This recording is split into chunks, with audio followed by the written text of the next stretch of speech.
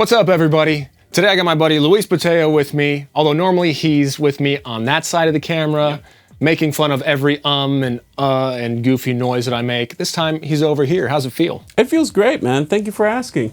Yeah, okay, you say that now. You don't get to see all the bloopers and stuff he's already done behind the scenes.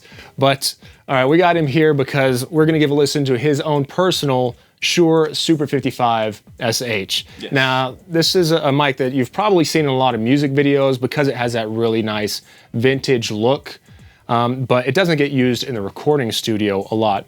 You may know that he and I are in a band called the Followthrough, and we've used it live for years and years. How long have you had this microphone? I've had this microphone for about 12 years, since 2011, yes. Dang. And then before that, he was using the original 55 over here. That was the more common chrome look. This one is black. I don't know do they make these anymore? No, well, Guitar Center, it was a special edition for Guitar Center, but I believe in the website of Shure you can actually customize your microphones now and request to have it that kind of color. So, yeah. Yeah, black metal with the red foam on the inside. It looks really cool. But I was told a long time ago that this has the same capsule as a Shure 58, but I never actually, put them side by side to listen. So I thought now would be a good opportunity to put that to the test and see if this is, a good microphone just because it looks awesome or if it actually sounds awesome as well. So I'm gonna pull up an old session and then Luis is just gonna sing into both of them at the same time and we're gonna shoot them out and see how they sound. Let's go ahead and get to it.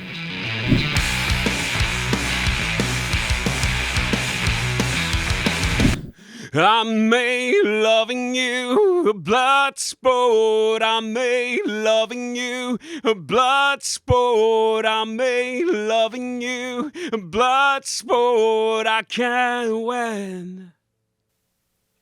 I made loving you a blood sport. I made loving you a blood sport. I made loving you a blood sport. I can't win.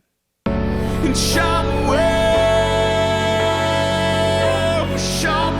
the atoms stop fusing. I'm still your favorite regret. You're still my weapon of choosing, and now they'll come into quantum pattern. Tango what I never said. You say it doesn't matter. So those mics clearly were not the same. The 55 sounds like the 58, except with an EQ curve applied to it already. So the more classic 58 is a little bit thicker around the lower mids, around 300. And then the 55 has a presence boost up around like 6K. It's got a little bit more sibilance built into it. And then I had him do the performance without a pop filter because I wanted to hear how the built-in filter to the 55 affected the sound. And the 55 did, in fact, have less plosives than the 58. So it definitely was doing something. And the second time around, I had him hold the mics because I wanted to see, if they were being used live, if kind of cupping the mic was going to create any phasing or affect the sound. And it did affect the sound a little bit, but I mean, that also could have just been proximity effect because, moving the microphone around and stuff. So the difference was pretty negligible though, I would say. Did you have a preference? I mean, I've always had preference for my Shure Super 55, but that's a biased answer. So, I mean, when you decided to go with the 55, though, was it because you thought it sounded really good, or is it just that mic looks really cool?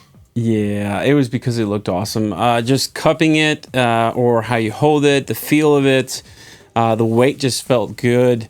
The look of the microphone, it was what attracted me to it. I know it's not, it probably feels like a horrible answer, but it is what it is. No, I mean, guitarists, bassists, drummers, they all, pick instruments based on the way they look. So why not vocalists as well, right? Right.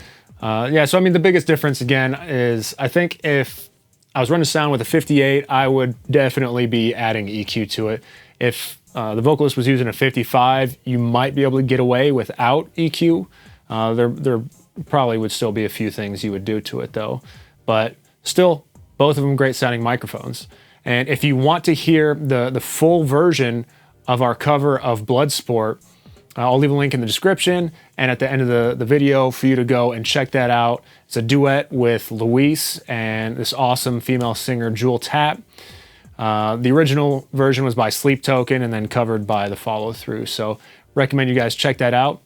And Luis, thanks for joining me this time, man. I appreciate it. My pleasure. Thank you. It was fun to be on this side of the cameras this time. Yeah, and if you guys want to hear any other mics on the channel, let us know in the comments down below. So, till next time. Adios. See ya.